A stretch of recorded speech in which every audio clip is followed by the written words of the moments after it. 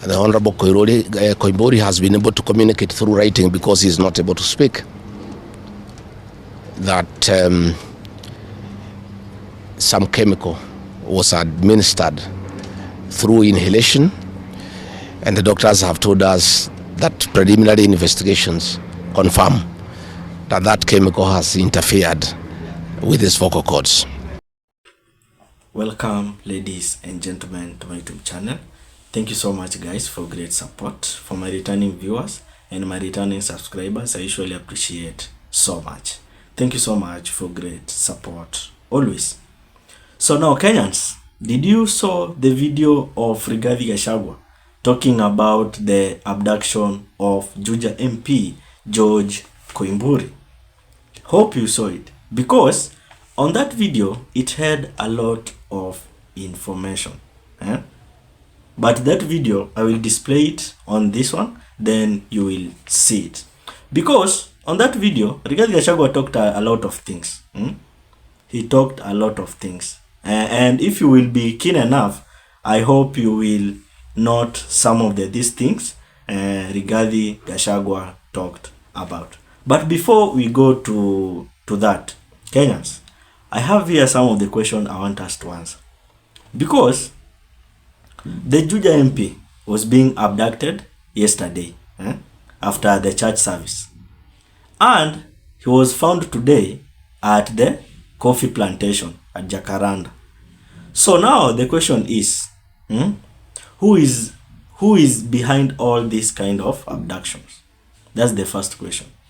And the second question is, kama the DCI walisema that hawajakuwa involved on this kind of abduction, but then si mapolisi, all the security organs basi wajaribu kuchunguza who is behind all this abduction, because they are capable of doing so.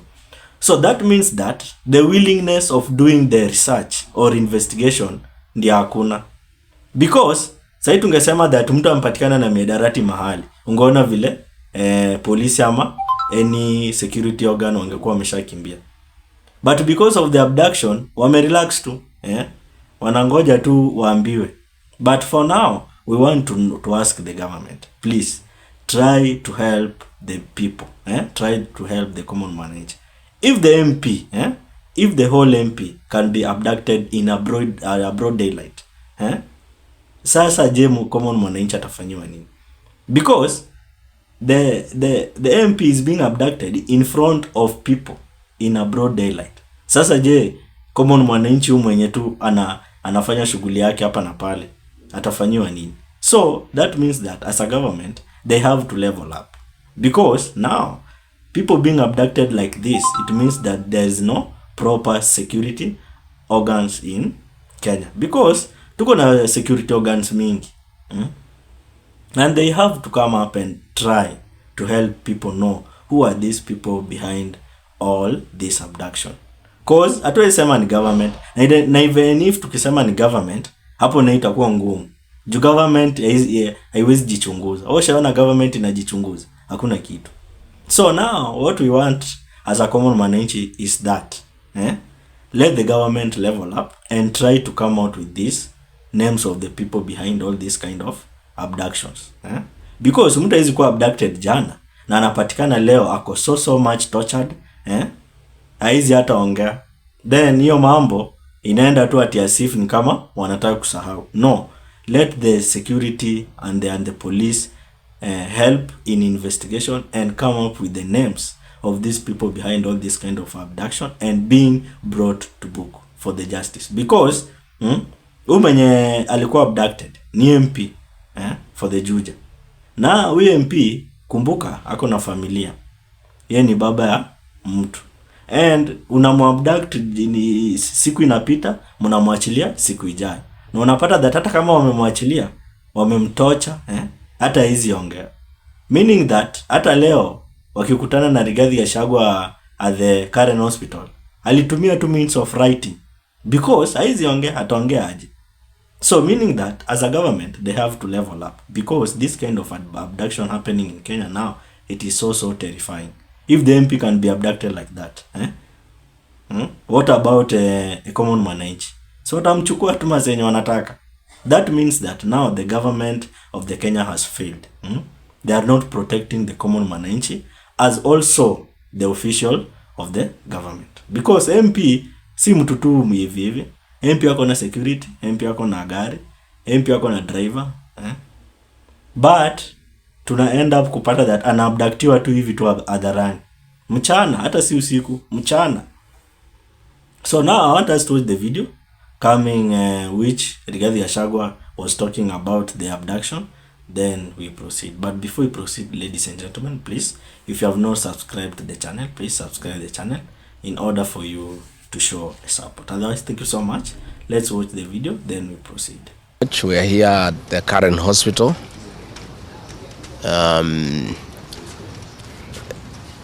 To see the Honorable George Koiburi, the Honorable Member of Parliament for Juja, who was brought here in critical condition. Last Friday, the Honorable George Koiburi had a function in his constituency in a place called Kachororo, and he had a serious engagement with his constituents. In fact, I had the opportunity to address those people through the phone. And after he left the ceremony, he was accosted by officers from the DCI who chased him, and he was able to escape using a motorbike with the help of the local constituents. His vehicle was impounded and his driver was arrested. That vehicle is still in the hands of the DCI. And on Sunday, when he was in church, immediately after the service, 2 undercover agents of a killer squad that has been put in place to deal with elected leaders who are not supportive of William Ruto abducted him in full glare of the church members, and in the process almost harmed his wife. It is not known where he was taken to, but after a serious search early this morning, he was found in a coffee plantation in Kepichoi, that is in the Githunguri constituency, badly beaten and in very serious condition. He was taken to a hospital for first aid and later brought here where he was admitted. And I've just seen him and I've talked to the doctors, and they have confirmed that the Honorable George Koiburi was tortured by professionals. He has serious soft tissue injuries. This is torture normally done by professionals. He has lost his voice, and the doctors are working round the clock to restore his vocal cords. And the Honorable Koiburi has been able to communicate through writing because he is not able to speak. That some chemical was administered through inhalation, and the doctors have told us that preliminary investigations confirm that that chemical has interfered with his vocal cords. The doctors have assured us they are doing everything within their power to make sure that he is out of danger. They have taken blood and urine samples to private laboratories, different ones, so that they can establish what could have happened in matters poisoning. You remember last weekend I said that a special squad had been set aside, and now we have confirmation that President William Ruto, CS for Interior Kipchumba Murkomen, and the Deputy Inspector General, Mr. Eliud Langat, all from the Kalenjin community, have put up a squad to deal with leaders who are opposed to this regime. The Honorable Kipchumba Murkomen has sent a message to us through common friends that his appointment to the Ministry of Interior is to make sure that William Ruto is re-elected as president and to deal with anybody who can stop that objective.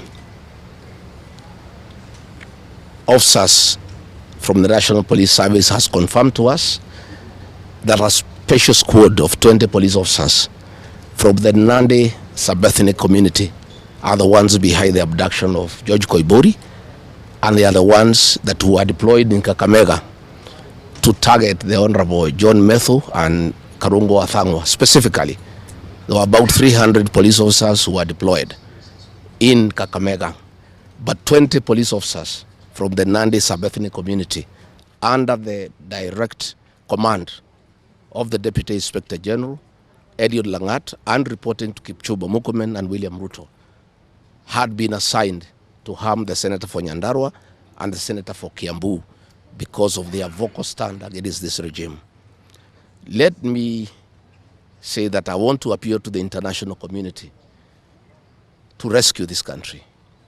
William Ruto has become a very vengeful dictator,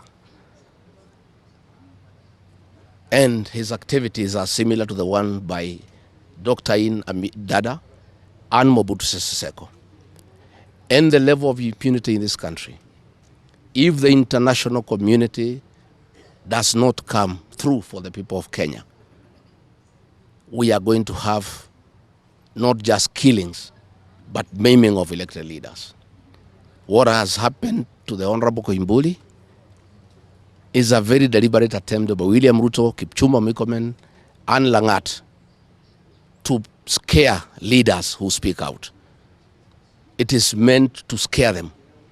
It is meant to sell them fear so that they can stop agitating for the liberation of this great republic. And I want to say that William Ruto must know it is these leaders, it is not these leaders who are against his rule. It is the people of Kenya. These leaders are simply articulating what the people of Kenya are saying. And even if he targets these leaders to kill them, to maim them, he cannot do the same to each and every Kenyan. And I want to tell him to stop spreading the narrative that the rebellion against him is coming from the people of Mount Kenya region. This rebellion is across the country, from Western Kenya, Coast Province, Northeastern, Nyanza, including his native North Rift and South Rift. Members of the Kalenjin community are also up in arms because of the misuse of public resources, mismanagement of the economy, and the fact that there is no work going on in this country. So let me appeal to the international community to take a great interest in what is happening in Kenya. And we have seen what is happening in the neighboring countries, in Tanzania, the suppression of civil society.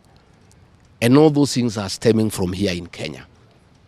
William Ruto has become intolerant. He cannot take criticism.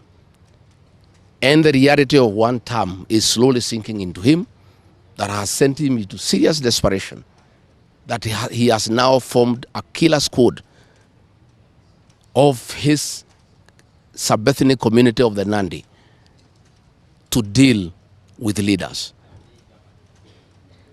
Let me ask the people of Kenya to be calm. I want to ask the supporters of the Honorable Koimburi to stay calm. We'll do everything possible to make sure that we are more careful in the face of the repression that is going on. You are aware that members of parliament opposed to this regime, their bodyguards have been disarmed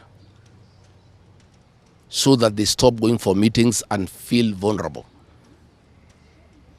But it is very clear why they have been disarmed is to allow members of that gang that has been formed by the president to abduct them and to threaten them. And if anything happens to these members of parliament, to any leader in this country opposed to William Ruto, the president will be held to account. And let me tell William Ruto, people of Kenya cannot elect you by force. They elected you on their own free will. You are a popular leader 3 years ago, and you messed yourself up through bad governance, one-man rule, theft of public resources, wanton corruption, and tribalism. You cannot blame any of us here for the situation you find yourself in. The one-term movement is unstoppable, and there is nothing the president can do. He can kill these leaders, he can abduct them, he can torture them, but he cannot do that to all the people of Kenya. So I want to urge members of parliament and senators and others not to give up. Nobody can die from morning to evening. You can only die once. And the tree of liberation will be watered by blood. The Honorable George Koiburi is a hero of the Kenyan people. What he has undergone, the torture, the pain he is in, the anguish to his family members is not in vain. This liberation will take place, it will happen.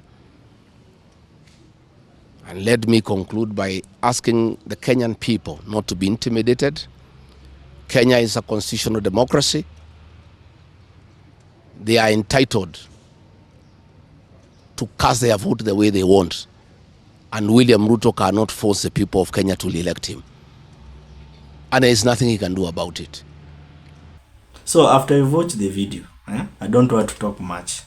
After you have watched the video, the only question which I will left you with is the only one question. The question is, who is really behind all this abduction? And who was behind the abduction of the Juja MP George Koimburi? Drop your opinion at the comment section. Otherwise, thank you so much for great support. Keep on subscribing, liking, and sharing. Let's meet in another video.